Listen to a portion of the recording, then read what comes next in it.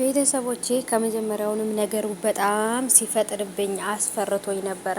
አብርሃምና ሄርሜላ በፍጥነት ታረቅን፣ አብረን ሆን ምናምን ነገር በቃ ያለው ነገር ሲደበላለቅ ግራ አጋብቶኝ ነበረ። ግን ደግሞ ተይ ብለዋት ነበር ሄርሜላ ተይ እኛን እንትን ለማለት አትሞክሪ ብለዋት ነበረ። ይህን ነገር ባለመስማቷ እንግዲህ ጉዷ ወጥቷል ማለት ነው። ሙሉ ለሙሉ መረጃ ባለው መሰረት እንግዲህ ለአብርሃም ስለ ሄርሜላ ምን ፈልገው ወደ አብርሃም እንደመጣችና ለምን ይሄን ነገር እንዳደረገች ያደረገችው ነገር እንደተሳካላት እንግዲህ በመረጃ ቀርቦለታል። በባለፈው በቪዲዮ አሳይተውት በሪከርድ አሳይተውት አይ ይሄማ ኤአይ ሊሆን ይችላል እንጂ በፍጹም እሷ ይሄን ነገር አትልም ብሎ ነበር የተወው።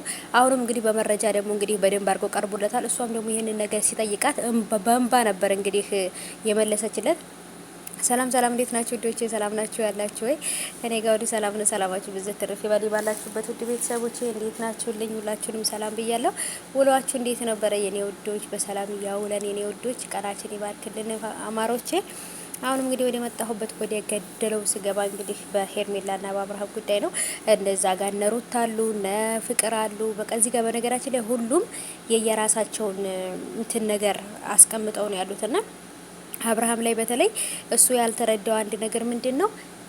ሄርሜላ ራሱ ልክ አብርሃም ሄርሜላንና ማን ነው ፍቅርንና ሩታን ለማናደድ ብሎ ሄርሜላን ፍቅሯን እንደተቀበለው ደግሞ ይቅርታዋን ተቀብሏት እሱም ይቅርታ ጠይቆ እንደታረቁ ታውቃለች።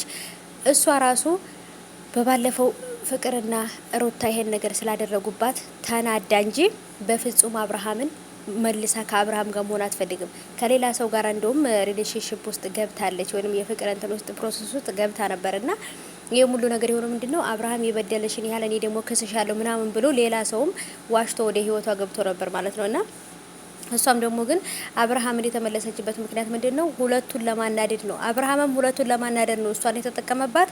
እሷም ደግሞ እኔ ተፈላጊ እንዳልሆንኩ ነገር አስመስላችሁ እንደዚህ አድርጋችሁኝ ነበረ። ተፈላጊ ያልሆናችሁት እናንተ ናችሁ እንጂ እኔ በጣም ነው የምፈልገው ለማለት ያህል ነው አብርሃምን ፍቅር የተቀበለችለት ወይም ይቅርታ ነው የተቀበለችው ማለት ነው።